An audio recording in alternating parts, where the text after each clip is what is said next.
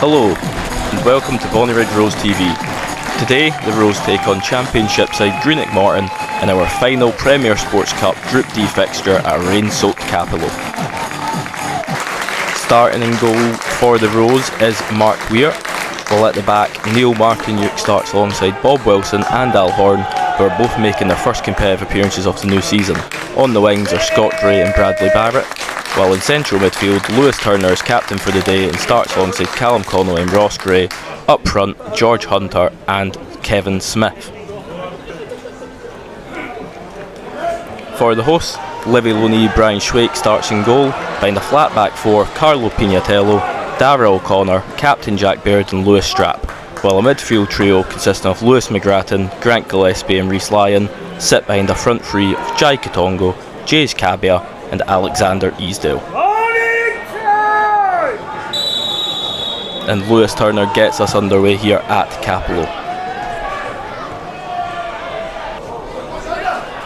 Neil Martinuke there collecting the ball inside the Rose box, plays it out to Ross Gray, but his pass is slack to George Hunter. Katongo eyes up goal. Strong effort from the forward. It takes a nick off Bradley Barrett according to the referee. The Scottish Angolan forward picked up the ball about 30 yards out, drives forward, but his shot drifting wide, lucky to get a corner. Ross Gray now with the ball in the middle of the park, plays out wide to his brother Scott. He's taken on his man, ball into the area, blocked, nicks off Ross Gray. Lewis Turner eyes up goal and it is blocked over by, I think, Irish centre back Dara O'Connor. Brave block from the centre back there. It was good play by the Gray brothers out wide, a lucky little deflection, played it all the way out to Lewis Turner on the edge, and it is a strong stop by the centre back O'Connor there. Neil Martinuke whips this one in. Callum Connolly, and it's all the way, it's a goal to Bonnyrigg Rose, 1-0 to the Rose. Not sure who gets the goal here. Callum Connolly did seem to get a flick on Martinuke's cross.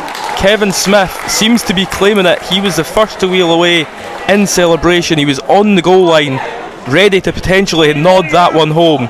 If it is Kevin Smith, that's his second goal for the Rose since joining from East Fife this summer. Fantastic moment for the veteran striker, and the Rose lead here at Capello. Katongo with the ball here. Out wide to Strapp. He plays out wide to Cabia. He's taking on Scott Gray. Lovely turn inside. Eyes up goal. Goal. It is a goal to Morton. That is an equaliser for the hosts. Just minutes after the Rose take the lead. Jays Cabia, Morton's number 7. Lovely turn inside. And he has fired below Mark Weir to level things up.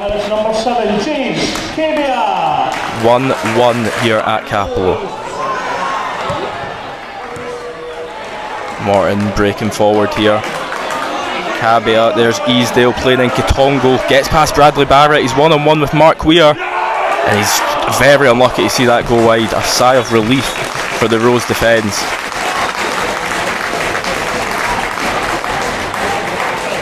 As Katongo broke through that back line and have seemingly won a corner from it.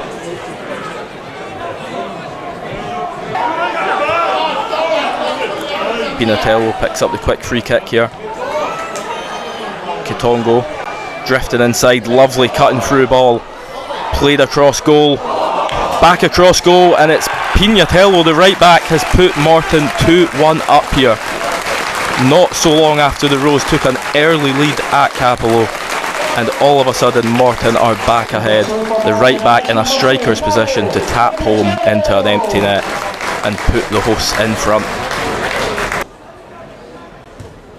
Ball in there, great stop from Mark Weir. That was a strong header there by Baird, I think, as Mark Weir needed to make a strong stop to prevent a 2-goal advantage for the home side.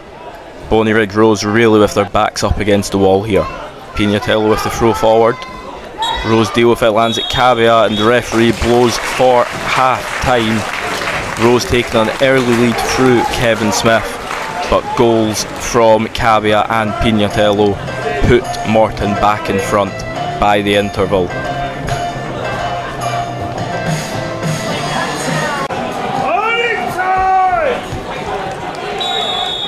Morton get us back underway for the second half. A long ball forward, dealt with in there by Bob Wilson, not quite. It falls to Kitongo, running past his man. Mark Weir can't stop it.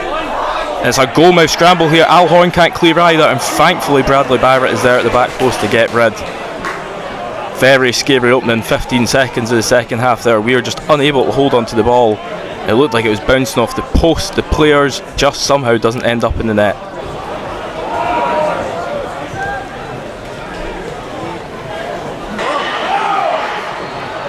George Hunter picking up the ball here just inside the Rose half, pulling away from his man. He's surging forward here. McConnell in front of him.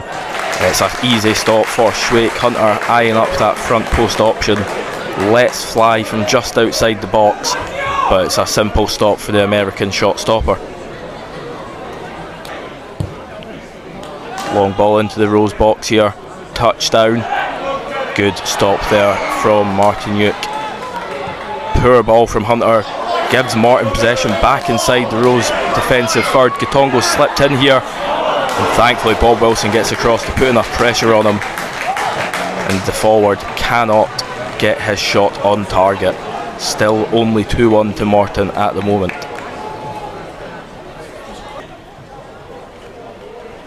Martiniuk with a free kick here. Opts to go for the shot. Doesn't quite catch out. Goalkeeper Schweik is shot just over the crossbar. Goalkeeper looked like he had it covered. Well worth a try in these conditions.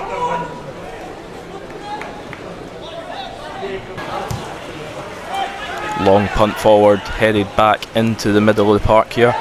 Johnny Stewart knocks it to McGackie. He gets it to Hunter. He's past his man, surging from goal. George Hunter cannot get his body over the ball, and he has skied that into the road behind Capello, just unable to get his shot down. Unfortunate for the striker.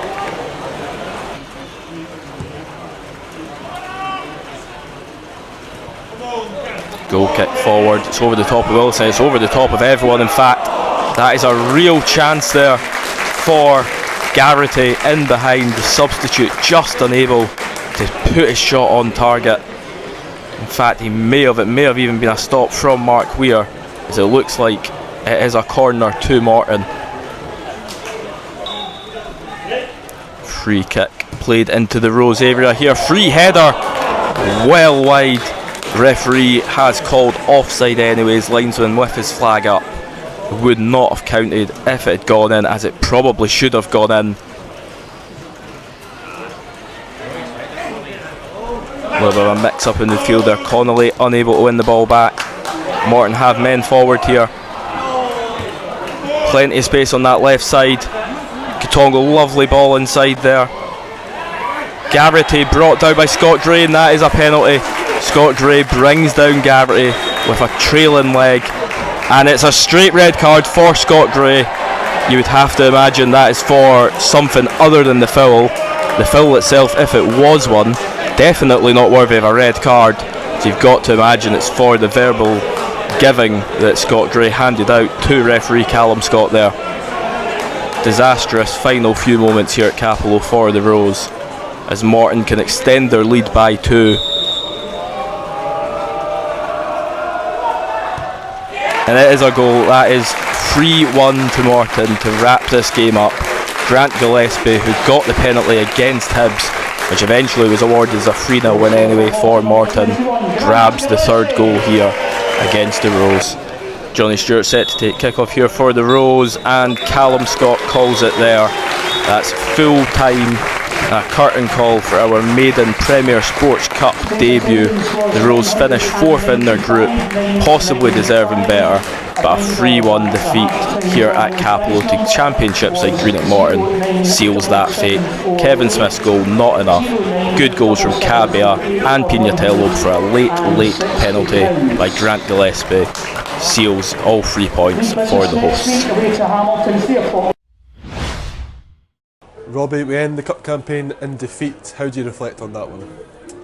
Yeah, just a wee bit edgy to start with, but then I thought we started to settle in. We started to pass the ball a little bit, and then obviously we get the goal, and then for a couple of minutes after that I thought, here, we're doing okay here, and then again we gave away a couple of cheap goals from our point of view, and a wee bit disappointing, but again, you're playing against a full-time team. They were very sharp, very quick in the forward areas.